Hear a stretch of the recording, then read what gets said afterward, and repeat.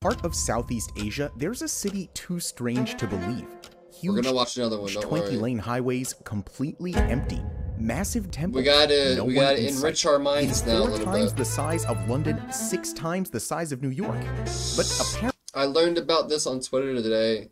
I saw a Twitter post about this giant abandoned city that just fell apart, and I found a YouTube video about it, so I thought it'd be some interesting, some cool knowledge we could store in our banks. But don't worry, we're gonna watch more Jersey Shore and Ink Master tonight. Besides Sammy, I hate sharing a name with her. Bro, she's a bitch. Apparently, nobody is living here.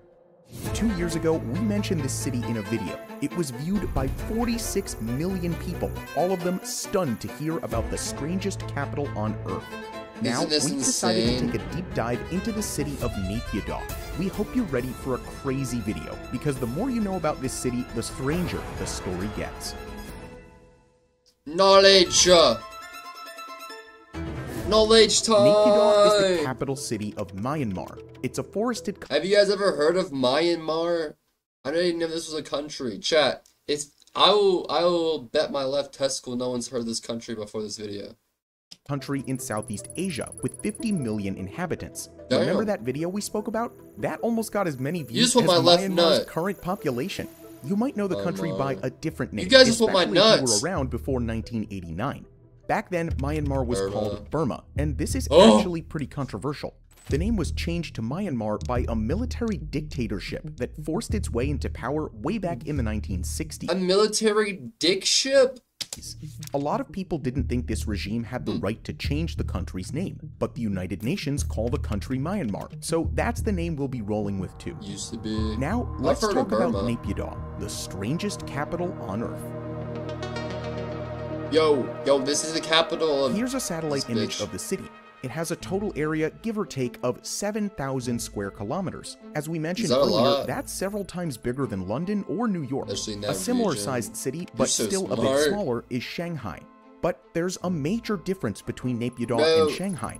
I've heard Shanghai, but where's Shanglo? Shanghai's population is 26 million, whereas Naypyidaw has less than 1 million current inhabitants. Damn! It makes the place feel like a ghost town, a ghost megacity, something straight out of a post-apocalyptic film. The roads are vast, with 20 lanes in some places, but 20 lanes? Empty vehicles. A truck might occasionally trundle through, but it will usually have the entire road to itself. The parks and gardens are the same. So are the malls, the golf course, the zoo. Even the city's most famous landmark, the Upatasanti Pagoda, is... What is that? Bro, what was... It looks like a giant city's most Beyblade. Famous landmark, the Upatasanti looks like a top. Pagoda, is deserted. 20 lanes, goodness. There's an airport with space for several million passengers, but on a busy day, there are rarely more than a couple hundred people. Wow. There are also dozens of extravagant luxury hotels, but the pools are deserted and most rooms have never even been used. In fact, the only people you're likely to see are gardeners and street cleaners. This is the big difference between Naypyidaw and a post-apocalyptic city. The capital is maintained to immaculate standards by an army of workers. There are workers in the shops as well. In 2015, 2 Guardian journalists paid a visit to the city and described a jewelry store.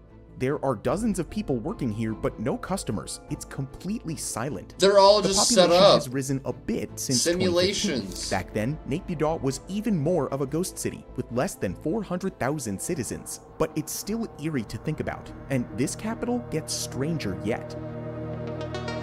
Is it haunted? Secret bunker. There's one other place where you're likely to see some people. Chat, as a kid, I always wanted to dig a bunker, like in the dirt.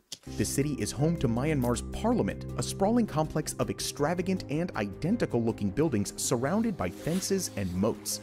It's hard to get close to this complex. There are soldiers posted all around it. But who are they really expected to stop when there's nobody else around? We should do that. There are rumors that build these a high-security buildings are connected to a trench. network of underground tunnels that stretch beneath the city.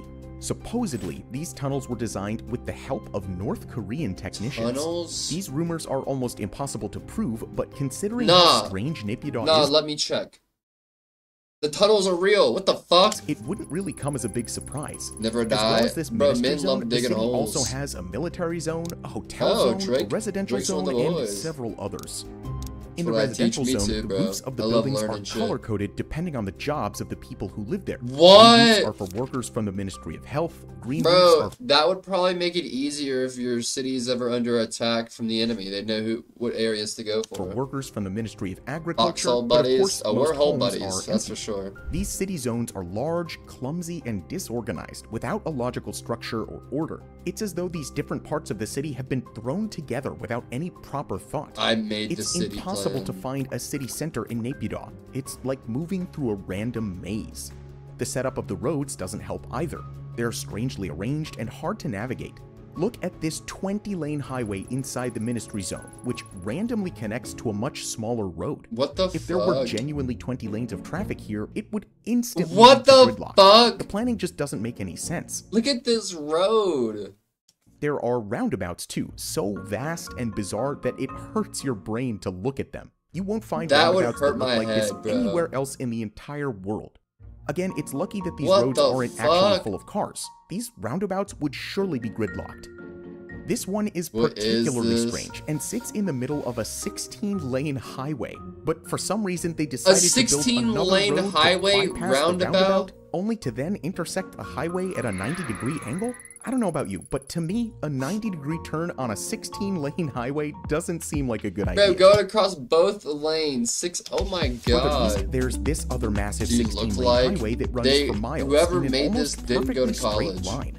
From the air, it looks Crashes. quite a bit like an airplane runway. This, of course, could be a coincidence, but strangely enough, is also located directly between a military base and the military zone. What the fuck? Some of these roads are very dangerous to drive on. There's a stretch of highway running south from Naypyidaw, which is widely known as Death Highway. Death The road has Highway? been plagued by fatal collisions since it opened in 2010. Along the side of Death Highway, there's a famous sign Life's a journey inexplicably written in completed. English. A warning or a dark joke? For some drivers, this sign is the Some last car thing they crashes. see before crashing. Me. There are other unusual details in Naypyidaw, like the seemingly impressive Upatasanti Pagoda, which is actually What just is a a replica of a pagoda? building in the old capital, Yangon. The pagoda is meant to be a Buddhist monument, but when it was officially What? opened, no monks were allowed near it, just politicians and military leaders. Everywhere you turn in Myanmar's capital, no there's monks? something that doesn't make sense. And all of this leaves us asking, why was Naypyidaw Must built have in the forgot the first blueprints place? made up as they went along. I mean, bro, it was probably just corrupt The city was politicians. Someone constructed got the 20 job years who ago by wasn't the same qualified for it. controversial military dictatorship that changed the name of Burma to Myanmar. When we say controversial, we're being generous. This military Yes. dictatorship was violent and Or wildly some unpopular. car- there was no In the cars. 1960s, when the regime seized power I guess through a the ones that military are on coup, there. some students held a protest at Yangon University. The regime responded by sending a battalion of soldiers. The death count isn't known, but hundreds of students were shot. They also Jeez. refused to hold elections. At least they refused until 1990. Even then, the election didn't mean anything. When the military only won 10 of the seats out of a possible 492, they canceled the election and arrested opposition Damn. politicians. That's the kind of regime we're dealing with here. A brutal, violent Imagine. dictatorship. And these are also the people who ordered the construction of Dude, Naypyidaw. imagine No- spawning in Myanmar. You gotta be lucky. Sometimes you forget how lucky you are to spawn in America. No one knows exactly when they started. The construction was a military secret, Your- but your life satellite could be images so much suggested that they differently. started at some point in 2002. The city was unveiled 3 years later, along with the name Naypyidaw, which roughly translates as Home of Kings. Clearly, these military leaders felt sure of their own True. self-worth. In total, the city cost $4 billion to build. That might be less than you'd expect Damn. for a city of this size, Yeah, but it's for still sure. a lot for a country whose GDP at the time was less than 10 billion US dollars. Were there better ways to spend that money? What? Their GPT was $10 billion. And they built a $4 billion city that's empty. Parts of Myanmar are impoverished, without access to schooling and healthcare. Jesus. So, yeah, there were much better ways to spend that money, but the military regime really didn't care. This makes it even worse that the city is now a strange, ghostly megacity. It wasn't just a lot of money, it was a waste of a lot of money. At least, that's what it feels like. We should when you all see these move there. I images. wonder how much rent But is. what if the government wanted a ghostly megacity? If you thought this story was strange already, it's about to get even stranger. The Dark Master Plan? Before Naypyidaw, Myanmar's capital was a coastal city called Yangon. This urban center was home to more than 7 million inhabitants, and it was originally named as the national capital when Myanmar was part of the British Empire back in 1852. More than 150 years later, Myanmar's dictatorship decided Yangon no longer was fit for its purpose. The official reason was simple. Yangon was overcrowded, its population outgrowing its infrastructure. The regime was hoping to start again in a brand new city with more space and better urban planning. But was the official reason the real reason why the military built Naypyidaw? A lot of people don't think so. The truth, they say, is far more strange. Most experts think that the regime was nervous about Yangon's increasingly bloated population. If a wide-scale revolt broke out in the city, the government knew it would be hard to defend against so many civilians at once.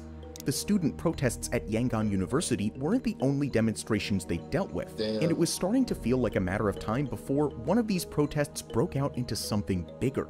Supposedly, the regime was also nervous about a naval attack from the Bay of Bengal by the United States of America. Oh hell yeah, America, baby! This was unlikely, Don't but fuck with completely us. out of the question. Don't The fuck U.S. with us. government did not like the regime. In their official documents, they still called the country Burma instead of accepting the new name Myanmar. They'd also intervened in Southeast Asia in the past, most notably in Vietnam. So the military regime decided to move the capital city to a quiet inland region. Here, it would be a lot less vulnerable to popular protests and significantly harder for the United States to attack. They positioned their city between two chains of mountains, the Bago Yoma and the Shan Yoma, which formed natural defensive barriers. Deep within the city, they built that heavily guarded government complex, complete with fences and soldiers, some kind of river or moat, and not to mention those secret underground tunnels. And maybe, just maybe, they left the rest of the city relatively empty on purpose. With no one around, there was much less chance of a popular uprising threatening the regime's position.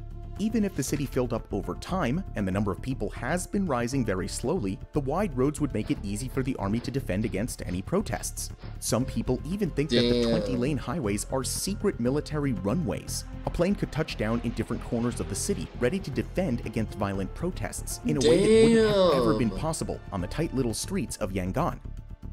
The theories don't stop there. Maybe the city is organized in such a confusing style to make it harder for protesters to navigate. Maybe the streets are kept so clean to make it harder for protesters to build barricades. Even the death highway between Yangon and Naypyidaw could be a deliberate defensive measure. The entire city isn't really a city. It's a vast military fortress.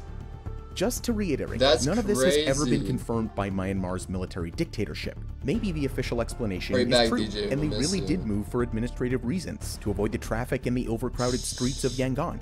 But surely a city as strange as this one can't have such a simple explanation, right? Green uniforms. Bro, honestly, I fuck with this, bro. I would build a secret military base city with a bunch of secret to hold another democratic election. This time, even though they lost again, they accepted the election's results. For a period of time, the situation in Myanmar seemed to soften. But in 2021, the military launched another coup, seizing control and throwing the country into a period of disarray. A civil war has been raging ever since, with battles between both sides. But this conflict is centered around the city of Yangon, the most populated part of the country. That's where people are protesting. That's where the battles are taking place. Meanwhile, right at the center of the country, Naypyidaw is sitting empty and unbothered, with the military leaders tucked away, safe from all the action. A coincidence? Maybe. Or a fortress. Who knows? Let us know why you think this city was built in the comments down below. Thank you for watching, and we'll see you in the next video. Turks in charge of the tunnels. Alrighty.